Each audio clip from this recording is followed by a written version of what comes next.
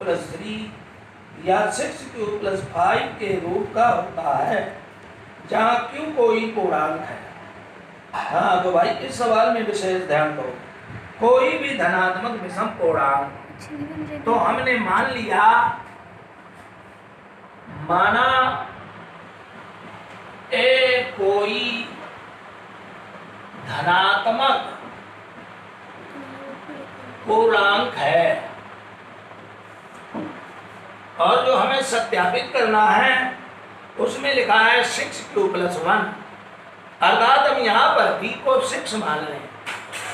जो सिद्ध करना है उसके अनुरूप संख्याएं निकालने के लिए हमें b इक्वल टू 6 मानना पड़ेगा तथा b इक्वल टू 6।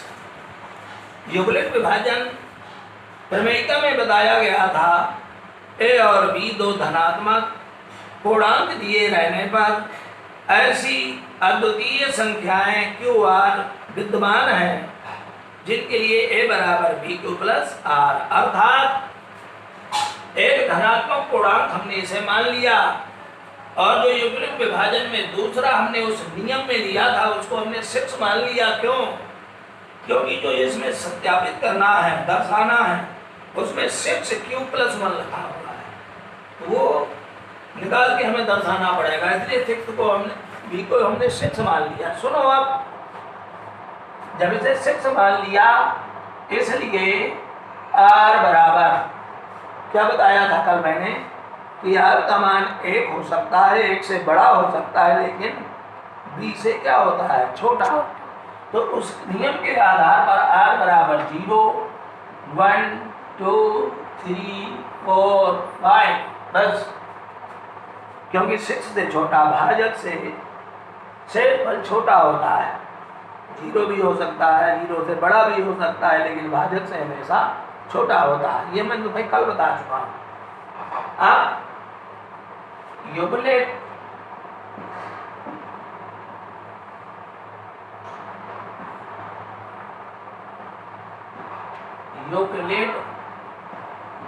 विभाजन L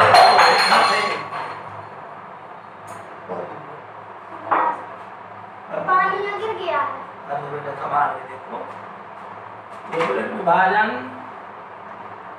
एल्गोरिथ्म से हम ए को इस विभाजन एल्गोरिथ्म से या विभाजन युगलित विभाजन प्रमेयिका से कैसा लिख सकते हैं, a इक्वल टू जहाँ b है वहाँ क्या लिखेंगे, 6q प्लस r, ये लिख लिया। दो धनात्मक पूर्णांकों के लिए अर्थात a और b को हमने 6 मान लिया, तो a और 6 के लिए हमने युगलित विभाजन एल्गोरिथ्म या प्रमेयिका ये लिख दिया, ये बनेगी, ये बताया गया। अब इसमें नंबर 1 डाल दो। अब हमें यह दिखाना है, यह सत्यापित करना है कि ये कोई भी धनात्मक पूर्णांक जिसको हमने a माना हुआ है, तो हमें ये दिखाना पड़ेगा कि धनात्मक पूर्णांक a, ये कोई भी धनात्मक पूर्णांक है। हमें लिखना है कोई भी विषम धनात्मक पूर्णांक 6q plus 1, 6q plus 3, 6q plus 5 के रूप में होता है जहाँ q एक पूर्णांक है, ऐसा उसने कहा। तो देखो आप, हम यहाँ लिखेंगे r के मान इसमें रखते जाओ, r के मान रखते जाओ, सो अपने आप ये जो दिखाना है वो अपने आप तमाम संख्याएं निकलेंगी, एक भिन्न भिन्न रूप हमें प्राप्त। तो यहाँ लिख दो समीकरण 1 में r बराबर 0, 1, 2, 3, 4, 5 रखने पर रखो a equal to 6q, r की जगह 0 रख दोगे तो a equal to 6q plus 0 का मतलब क्या हुआ, 0 को किसी संख्या में जोड़ो या घटाओ, कोई अंतर थोड़ा पड़ता है, ये योग तक संबंध है, ये निकला। तथा अब रखते जाओ मान, r की जगह 2 रख दो, a equal to 6q plus 1 ये दूसरा निकला, तथा अब ये रखो दूसरा वाला a equal to 6q plus 2, फिर a equal to 6q plus 3, a equal to 6q plus 4, a equal to 6q plus 5 ये निकला। हाँ, सब लोग ध्यान दें, बुद्धि और दिमाग लगाएं भाई इसमें। सुने आप, ये अभी मैंने नोट में लिखा है कि किसी संख्या में या किसी पूर्णांक में अगर 2 का गुणनखंड शामिल है तो वह संख्या सम संख्या कहलाती है। अभी मैंने नोट में लिखवाया, ये 6q अगर इसके अभाज्य गुणनखंड करें तो उसमें 2 का गुणनखंड हाजिर है, ठीक है। 6q में अगर गुणनखंड करेंगे तो 2 गुणे 3 गुणे q यही आएगा, 2 × 3 × q। अब ये 2 का गुणनखंड शामिल है तो क्या है, ये सम पूर्णांक हो गया। ये जो ए हमने पूर्णांक धनात्मक पूर्णांक लिया, ये क्या बन गया, सम पूर्णांक।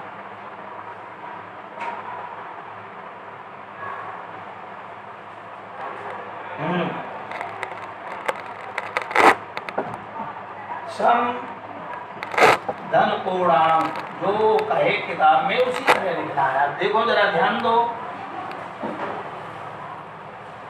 ये क्या है, सम संख्या। ये सम संख्या क्यों है, अभी ऊपर हमने देख लिया, विश्लेषण करके देख लिया कि इसमें 2 का गुणनखंड शामिल है।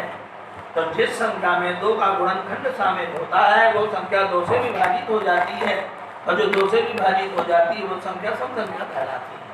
तो यहाँ 2 का गुणनखंड था तो ये सम। अभी मैंने नोट में लिखवाया कि अगर किसी सम संख्या में 1 जोड़ दिया जाए तो विषम बन जाती है। तो फिर सम संख्या में क्या जुड़ा है, 1, क्या बन गई, विषम। विषम धन पूर्णांक। अब जरा इधर ध्यान दो,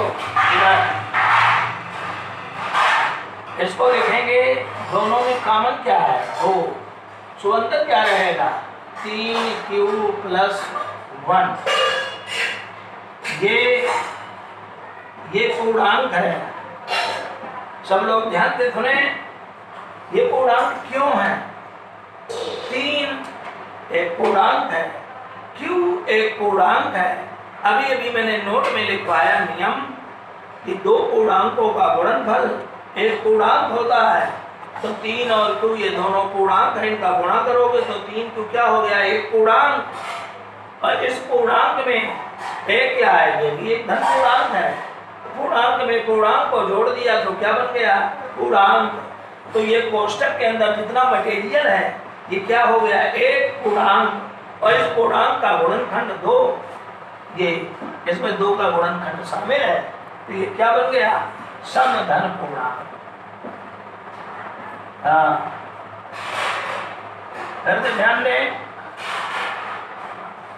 ये सम है, ये विशेषण रखा हुआ है।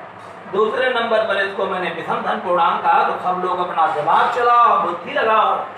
ये सम है, ऊपर से हमने क्लियर किया है, ये सम है। और किसी सम पूर्णांक में अगर 1 जोड़ देते हैं तो विषम पूर्णांक बन जाएगा। सम धन पूर्णांक है, इसमें 1 जोड़ दिया तो विषम धन पूर्णांक हो गया। अब इसमें यहाँ भी 2 पद हैं, तो हमने इससे 2 कॉमन ले लिए, ये बन गया। अब ये सम है कि विषम है, इसके लिए सुन लो फिर से। ये जो ब्रैकेट के अंदर है ये द्विपद, ये द्विपदों के साथ ये 2 गुणनखंड के रूप में शामिल है। तो ये क्या है, ये भी एक पूर्णांक है। कैसे, 3 एक पूर्णांक है, q भी एक पूर्णांक है, तो 3 और q का गुणा किया गया तो 3q बना। और 2 पूर्णांकों का गुणनफल एक पूर्णांक है, तो 3q एक पूर्णांक हुआ। एक भी एक पूर्णांक है, तो इस पूर्णांक में इस पूर्णांक को जोड़ा तो पूर्णांकों का योग क्या होता है? एक पूर्णांक। तो 3 क्यों धन एक पूर्णांक हुआ, और इस पूर्णांक में 2 का ये गुणनखंड शामिल है। इस कारण से ये वाला पॉइंट क्या बन गया? समधन पूर्णांक। दूसरी बात और सरल भाषा में सुन लो, सम संख्याओं को जोड़ा जाए तो सम मिलता है, सम विषम को जोड़ा जाए तो मेधा विषम हो जाता है, विषम विषम को जोड़ा जाए तो सम हो जाता है। ये तो साधारण सी बात है। अब इसमें ध्यान दो, ये सम है, क्या है ये? सम। तो ये सम है, ये विषम है, तो सम में विषम को जोड़ेंगे तो ये टोटल क्या हो जाएगा? विषम धन पूर्णांक। ठीक है। और अगर विश्लेषण करना है तो देखो इधर 6 क्यू 3 को लिख दो, 2 धन 1, फिर इसको आगे इन दोनों में 2 कामन ले लो, इनमें 2 कामन ले लिया, 3q + 1 अब ये क्या है? ये एक पूर्णांक था अभी, इसमें 2 का गुणनखंड शामिल है। देखो ये समधन पूर्णांक हुआ और सम में ये विषम एक जोड़ दिया, सो क्या बन गया? विषम। क्या बन गया? ये विषम धन पूर्णांक। फिर देखो सुनो, ये समधन पूर्णांक है क्योंकि इसमें 2 का गुणनखंड शामिल है, तो समधन पूर्णांक है। समधन पूर्णांक में एक जुड़ा है, तो समधन पूर्णांक में जब एक जोड़ दिया जाता है तो विषम धन पूर्णांक बन जाता है। ये भी मैंने नियम में लिखवाया, तो ये विषम धन पूर्णांक है। इधर चलो साधारण भाषा में, सीधी सादी भाषा में, a = 6q + 2 ये सम है, ये भी सम है। सम पूर्णांकों का योग भी सम होता है। विश्लेषण अगर करना है तो दोनों में 2 कामन ले लिया, सो ये बन गया, ये कंप्लीट हुआ। इसको मैंने भी बताया कि ये पूर्णांक है, पूर्णांक में 2 का गुणनखंड है, तो ये पूरा मटेरियल हो गया समधन पूर्णांक, अर्थात ये a का मान समधन पूर्णांक। आगे इधर ये समधन पूर्णांक है, ये विषम धन पूर्णांक है। समधन पूर्णांक विषम धन पूर्णांक को जब जोड़ा जाता है तो योगफल विषम धन पूर्णांक आता है। लेकिन अगर विश्लेषण करना है, क्लियर करना है और तेज दिमाग लगाना है तो सीधे हमने 3 को लिख दिया 2 धन 1, इन दोनों में 2 कामन ले लिया, सो ये बन गया।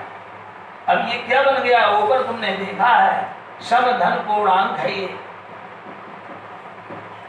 समधन पूर्णांक है, और समधन पूर्णांक में एक जोड़ दिया, सो क्या बन गया? ये विषम धन पूर्णांक, अर्थात ये विषम धन पूर्णांक है। और इसमें आ जाओ, इसमें ये समधन पूर्णांक है, ये भी समधन पूर्णांक है। समधन पूर्णांकों का योग क्या होता है? समधन पूर्णांक। तो हम अगर विश्लेषण करना है तो कामन ले लो, 2 ले लो कामन, तो बनेगा 3q + 2। अब जरा ध्यान दो, ये क्या है? ये पूर्णांक है और इसमें 2 का गुणनखंड शामिल है, तो क्या बन गया? समधन पूर्णांक। समधन पूर्णांक। अब आ जाओ इसमें क्या करें? ये सम है, ये विषम है, सम विषम का योगफल क्या होता है? विषम। और विश्लेषण द्वारा करना है तो देख लो, इसकी विवेचना कर लो भाई, विवेचना करना भी आवश्यक है, इससे दिमाग बलिष्ठ होता है। तो 6q 5 को लिख दो, 4 + 1, तो इन दोनों में कामन ले लो 2, तो 3q + 2 + 1। अभी ऊपर इसके बारे में तुमने देखा, ये क्या था? यहाँ से यहाँ तक क्या था? समधन पूर्णांक। समधन पूर्णांक, और समधन पूर्णांक में एक जुड़ गया तो इसका क्या नाम पड़ गया? विषम धन पूर्णांक। ठीक है। फिर एक बार देख लो इधर, a का मान जब हमने r के ये मान रखे, किसमें? यूनिट विभाजन एल्गोरिथम में, प्रमेयिका के सिद्धांत में जब हमने r के मान रखे तो हमें a के ये मान प्राप्त हो गए। ये प्राप्त हुआ सम है, ये प्राप्त हुआ विषम है, ये प्राप्त हुआ सम है, ये प्राप्त हुआ विषम है, ये सम है, ये विषम है। तो मतलब ये सम है, फिर विषम है, फिर सम है, फिर विषम है, फिर सम है, फिर विषम। अब इनके विश्लेषण तुम अपने हिसाब से कर सकते हो, चाहे जिस भाषा में। इसमें 2 का गुणनखंड शामिल है, इसलिए ये सम है, ये सम में ये विषम जोड़ दिया गया है तो बन गया है विषम धन पूर्णांक। ये सम है, दोनों सम पूर्णांक है, जोड़ेंगे तो क्या बनेगा? सम धन पूर्णांक। ये सम है, ये विषम है, दोनों को जोड़ेंगे तो बनेगा विषम धन पूर्णांक। ये सम है, दोनों को जोड़ेंगे तो बनेगा सम धन पूर्णांक। ये सम है, ये विषम है, दोनों को जोड़ेंगे तो विषम धन पूर्णांक। क्या मैंने अपने उस सिद्धांत के आधार पर भी जो हमने तुम्हें भी नोट में लिखवाया था, दो धन पूर्णांकों का योगफल एक धन पूर्णांक होता है, गुणनफल भी पूर्णांक होता है, व्यवकलन भी पूर्णांक होता है। हाँ, भाग की प्रक्रिया में सुनिश्चित नहीं होता। ठीक है। अब इस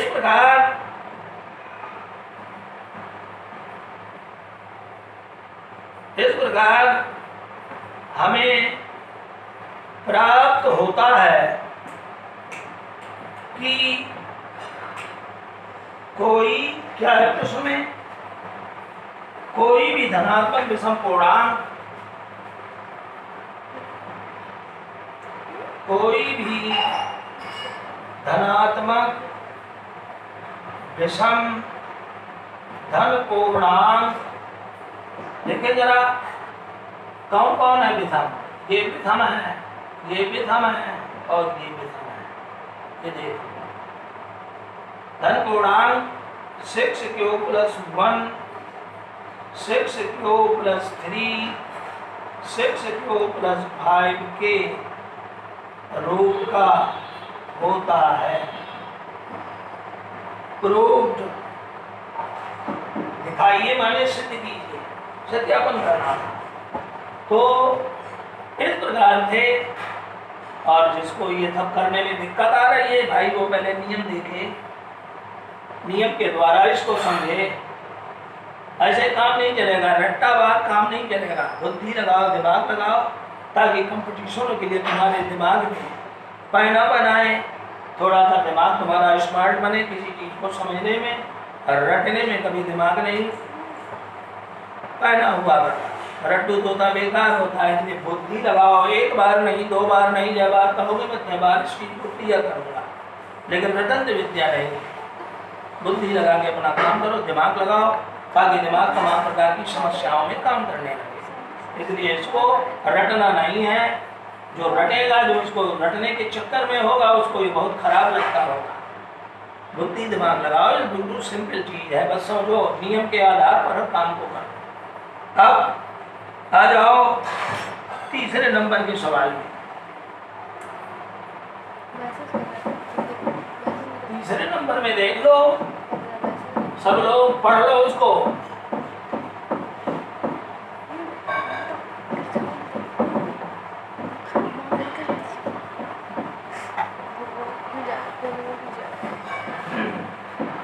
तीसरे नंबर में कहता है,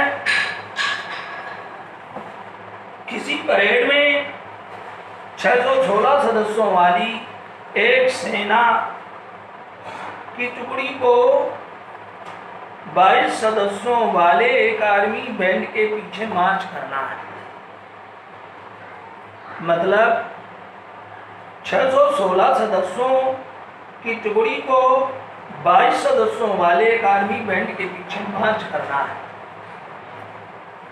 इसका मतलब ये हुआ कि इसमें दो समूह हैं, 2 टुकड़ियां हैं। एक टुकड़ी में है 616 और एक टुकड़ी में है 32। अब पूछ रहा है दोनों समूहों को समान संख्या वाले स्तंभ में मार्च करना है। मतलब ऐसे स्तंभ बनना है जिनमें सैनिकों की संख्या समान हो। तो कहता है उन स्तंभों की अधिकतम संख्या क्या है जिसमें वे मार्च कर सकते हैं। सुन लो कान खोल के। मैंने तुम्हें मासा की कल परिभाषा बताई थी, जो प्राइमरी में तुम लोग पढ़ चुके हो, कि वह बड़ी से बड़ी संख्या, वह अधिकतम बड़ी संख्या जिससे दी गई संख्याएं पूर्णतः विभाजित हो जाती हैं, उसे मासा कहते हैं। तो इतना दिमाग तो इसमें लगा ही सकते हो। 2 टुकड़ियां हैं सेना की, एक बैंड बजा रहे हैं और एक उनके पीछे मार्च कर रहे हैं। और शर्त इस बात की है कि उन सभी 616 सैनिकों को 32 बैंड वाले सैनिकों के पीछे मार्च करना है और हर स्तंभ में संख्या समान होनी चाहिए। ठीक है, तो बताइए अधिकतम कितने स्तंभ बनेंगे? तो अधिकतम जो दोनों में क्या हो, ओवेनिस्ट, उसी को तो मासा कहा जाता है। तो इसका मतलब ये हुआ, इसका मतलब ये हुआ कि हमें दोनों टुकड़ियों की संख्याओं का HCF निकालना है। ठीक है, अब देखो यहां लिखेंगे, चूंकि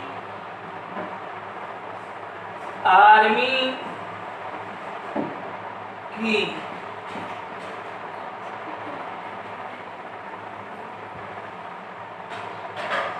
टुकड़ियों के 2 समूह हैं तथा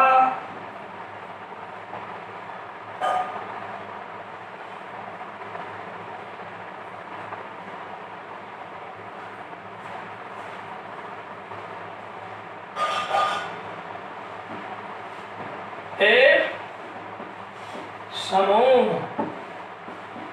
में सदस्यों की संख्या 616 और दूसरे समूह में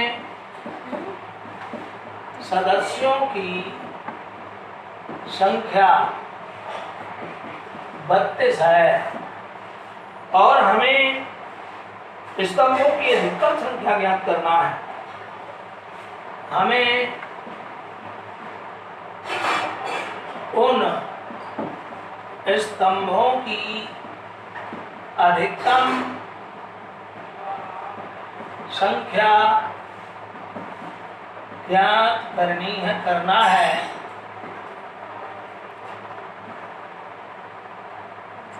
जिसमें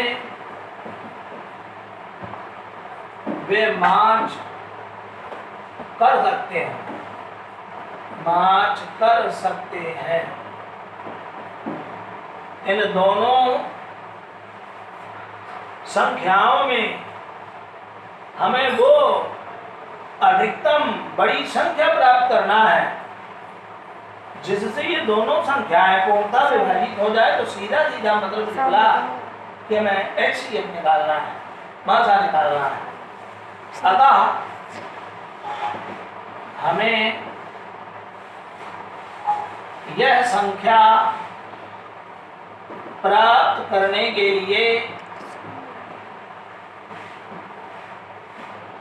दोनों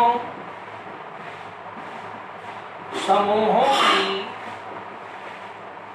संख्याओं का मासा मतलब HCF ज्ञात करना होगा। क्या हो गया? अब मासा तो तुम लोग निकाल सकते हो कि नहीं निकाल सकते? अब सीधे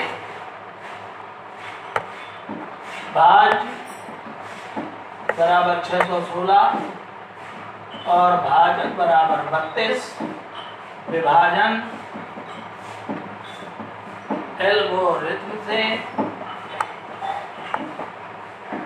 भाज्य बराबर अर्थात 616 बराबर भाजक अब गुणे भागफल धन से पर ये प्राप्त करना है। या रफ कार्य कर लो। अब 616 में 32 का भाग दो, एक बार भाग जाएगा। 11 में 2 गए, 9 2 11, 5 में 3 गए 2 6। अब 3 नम्मा 27 देखते हैं।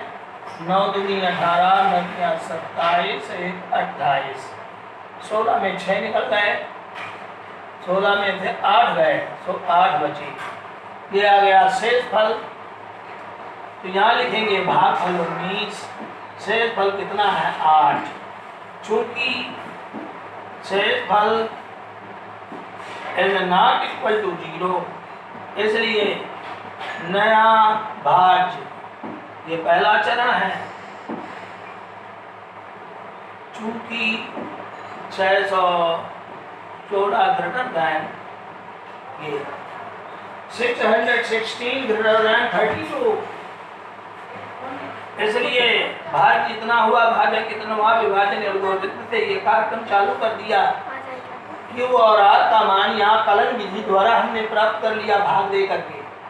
अब नया भाज्य क्या है, जो पहले चरण का भाजक था, ये पहला चरण हुआ, ये दूसरा चरण है। तो नया भाज्य कितना हुआ 32 32, और नया भाजक क्या हुआ, जो रिमाइंडर आया था शेष पर 8। अब पुनः विभाजन एल्गोरिथम से भाज्य बराबर 32 = 8 इंटू अपान इसमें करना है। देखो भाग भाई 8 था, 8 चौके 32, काम हो गया इसका। 4 से फल क्या आया 0 दिया गया। तो चूंकि भाजक 8 पर शेष फल 0 है, 0 है, इसलिए 616 और 32 का HCF 8 है। दोनों संख्याओं का महत्तम समापवर्धक 8 है। यही वो अधिकतम स्तंभों की संख्या है। अतः स्तंभों की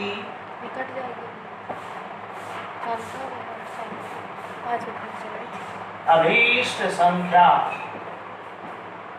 कितनी है 8। ये हो गया तुम्हारा आंसर। किसी भी सवाल को समझना मेन काम है। सवाल समस्या जो बोल रही हो, समस्या को समझना मेन काम है। सवाल को का उत्तर निकालना मेन काम नहीं है। सवाल क्या कहता है, इसको हमें किस प्रकार डील करना है, किस प्रकार दिमाग लगाना है, इस पर विशेष अभ्यास करना है। सवाल उतार करके उसको रट्टा मार करके नहीं लगाना, वो किसी